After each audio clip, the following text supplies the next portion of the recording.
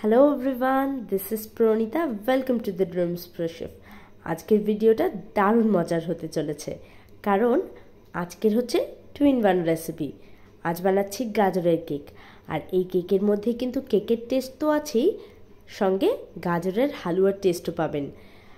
আমি গ্যারান্টি দিয়ে বলতে পারি, এই রকম গাজরের কেক এর আগে আপনারা কখনো খাননি। তাহলে চলুন রেসিপিটা ঝটপট করে শুরু করি। আজকের কেকটা আমি কোনো মেজারিং কাপে মেপে কিন্তু বানাচ্ছি না। বাড়িতে থাকা এরকম মাঝারি সাইজের যে কোনো স্টিলের বাটি নিয়ে নেবেন। এই বাটিটা মেপেই আমি সমস্ত উপকরণ মেপে নিয়েছি। প্রথমে এই বাটি মেপেই আমি 2 বাটি ময়দা নিয়েছি 1.5 বাটি দুধ, আর নিয়েছি 2 বাটি গ্রেট করা গাজরটা আমি একটু বড় গ্রেটারের সাহায্যে গ্রেট করেছি। এরপর নিয়েছি এলাচ গুঁড়ো, 1 টেবিল স্পুন ঘি, আর কেসারটা কিন্তু অপশনাল। এরপর বেকিং পাউডার আর বেকিং সোডা নিয়েছি, 1 টেবিল স্পুন ভিনেগার, 200 গ্রামের একটা কনডেন্স মিল্ক, আর নিয়েছি এই বাটি মেপেই 3/4 কাপ দুধ, 2 টেবিল চামচ মাখন, সাদা তেল আর চিনি। আর এই যে ভিনেগারটা নিয়েছি, এটা আমরা এই 3/4 কাপ দুধে কিন্তু মিশিয়ে নেব। আর আমি এই বড় গ্রেটারের সাহায্যেই গাজরটা গ্রেট করে নিয়েছি। আপনারা চাইলে মিডিয়াম গ্রেটার দিয়েও গ্রেট করতে পারেন, কিন্তু বড় গ্রেটারটা দিয়ে কিন্তু গ্রেট করলে সবচেয়ে ভালো হবে। আর এদিকে আমি একটা স্টিলের বাটিতে ভালো করে বাটার মাখিয়ে নিয়েছি, আর একটা গোল করে কাগজ কেটে সেই কাগজটাও লাগিয়ে তাতেও আমরা বাটার লাগিয়ে টিনটা তৈরি করে নিয়েছি। এরপর আমি একটা কড়াইতে প্রথমে 1 টেবিল স্পুন ঘিটা দিয়ে নিলাম। ঘি গরম হয়ে গেলে এর মধ্যে আমি গ্রেট করে রাখা গাজরটাও দিয়ে দিচ্ছি। 1 মিনিট মতো গাজরটা একটু লো ফ্লেমে ভেজে নিতে হবে। লো টু মিডিয়াম ফ্লেমে রেখেই আপনারা 1 মিনিট মতো নাড়াচাড়া করে নেবেন। এরপর এর মধ্যে যে 1.5 কাপ মতো দুধ তুলে রেখেছি সেই দুধটা দিয়ে দিলাম। দিয়ে ফ্লেমটা হাই করে দিয়ে নাড়াচাড়া করতে করতে আমরা গাজরটা দুধে সেদ্ধ করে নেব। দুধটা দেখুন কিছুটা কমে এসেছে। এর মধ্যে আমি এখন দিচ্ছি 1 পিঞ্চ মতো কেসারটা অপশনাল, আমি আগেই বললাম, ফ্লেভারের জন্য আপনারা চাইলে নাও দিতে পারেন।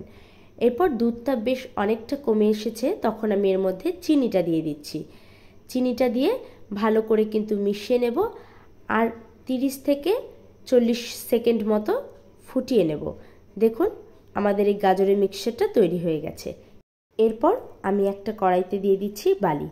আপনারা যারা আমার ভিডিও নিয়মিত দেখেন তারা জানেনই এই বালিটা আমি কেক বেক করার জন্যই ব্যবহার করি। আপনাদের কাছে বালি না থাকলে আপনারা কিন্তু নুন দিয়েও করতে পারেন। এরপর বালিটা দিয়ে কড়াইটা ঢাকা দিয়ে লো টু মিডিয়াম ফ্লেমে কড়াইটা প্রিহিট করতে রেখে দেব। এরপর অন্য একটা বাটিতে আমি নিয়ে নিচ্ছি প্রথমে 200 গ্রাম কনডেন্স মিল্কটা নিয়ে নেওয়ার পরে এর মধ্যে আমি নিয়ে নিচ্ছি 2 টেবিল স্পুন পরিমাণে মাখনটা যাতে রুম টেম্পারেচারে থাকে। আর ওই বাটি মেপেই কিন্তু আমি অর্ধেক বাটি সাদা তেল নিয়েছি, আর এলাচ গুঁড়োটাও দিয়ে দিলাম। সব কিছু একসঙ্গে আমরা ভালো করে কিন্তু হুইস্ক করে নেব, যাতে কোনো লাম্পস না থাকে। মাখনটা কনডেন্স মিল্ক তেলের সাথে যেন ভালোভাবে মিশে যায়। সব কিছু ভালো করে মিশিয়ে নিতে হবে। দেখুন সমস্ত কিছু আমাদের একসঙ্গে কিন্তু ভালো করে মিশিয়ে নেওয়া হয়ে গেছে। এরপর এর মধ্যে আমরা ময়দাটা নিয়ে নেব। ময়দাটা কিন্তু অবশ্যই চেলে ব্যবহার করবেন। আমি পুরো ময়দাটা এখন নিলাম না, অর্ধেক পরিমাণ ময়দাটা নিয়ে আমি চেলে নিলাম। নিয়ে একটা স্প্যাচুলার সাহায্যে কিন্তু ভালো করে কাট অ্যান্ড ফোল্ড মেথডে মিশিয়ে নিতে হবে।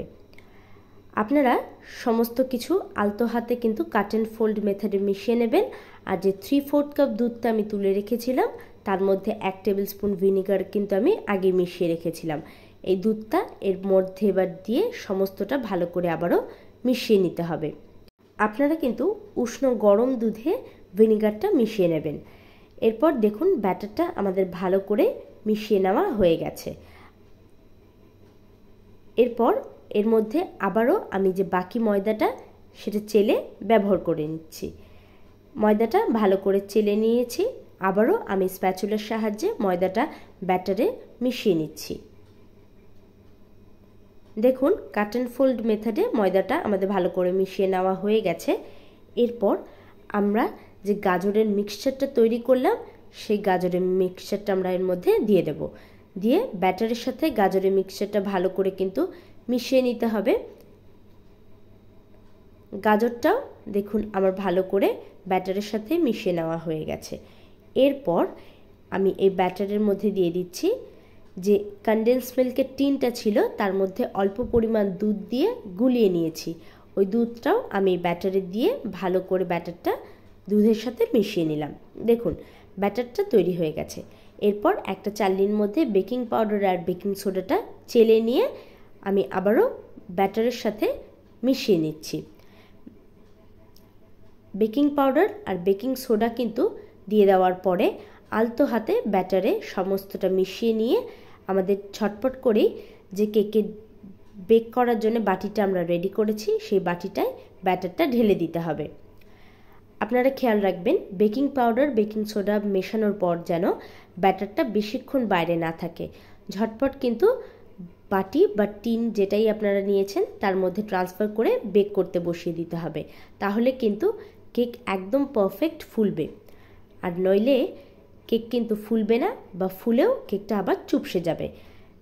বাটিটা আমি একটু ট্যাপ করে নিয়ে একটা স্ট্যান্ডের ওপর বসিয়ে দিলাম। এরপর ঢাকা দিয়ে লো টু মিডিয়াম ফ্লেমে আমি 40 থেকে 50 মিনিটের জন্য বেক করে নেব। আর আপনারা যদি মাইক্রোওয়েভে বা ওটিজিতে বেক করেন তাহলে 190 ডিগ্রি সেলসিয়াসে 40 থেকে 45 মিনিট অবধি বেক করে নিতে পারেন। এই টাইমের পরেও যদি কেকটা পারফেক্ট বেক না হয় তাহলে কিন্তু আরও 10 থেকে 15 মিনিট বেক করে নিতে পারেন। দেখুন আমি 50 মিনিট পর ঢাকাটা খুলে নিচ্ছি। এরপর একটা টুথপিক দিয়ে আমি চেক করে নিচ্ছি যে কেকটা আমাদের পারফেক্টলি বেক হলো কিনা। কেকটা আমাদের পারফেক্টলি বেক কিন্তু হয়ে গেছে। এরপর বাটিটা আমি কড়াই থেকে বের করে নিচ্ছি। 10 থেকে 15 মিনিট রুম টেম্পারেচারে আমরা কেকটা আগে ঠান্ডা করতে রাখবো। 10-15 মিনিট পর আমি যে কেকের ধারটা একটু ছুরি দিয়ে আলগা করে নিচ্ছি। ঠিক এভাবেই ঘুরিয়ে কিন্তু কেকের ধারটা আলগা করে নেবেন। এরপরে আমি একটা প্লেট উল্টো করে রেখে কেকটা প্লেটে ট্রান্সফার করে নিচ্ছি। দেখুন কেকটা আমাদের বাটি থেকে কত সহজেই বেরিয়ে গেল। এরপর কাগজটা আমরা তুলে নিচ্ছি।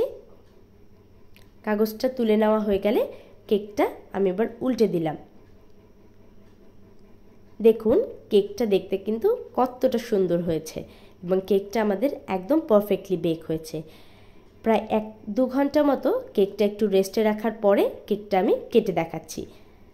আপনারা নিশ্চয়ই দেখে বুঝতেই পারছেন কেকটা কিন্তু কতটা নরম হয়েছে, কত ইজিলি কেকটা কিন্তু কাটা গেল।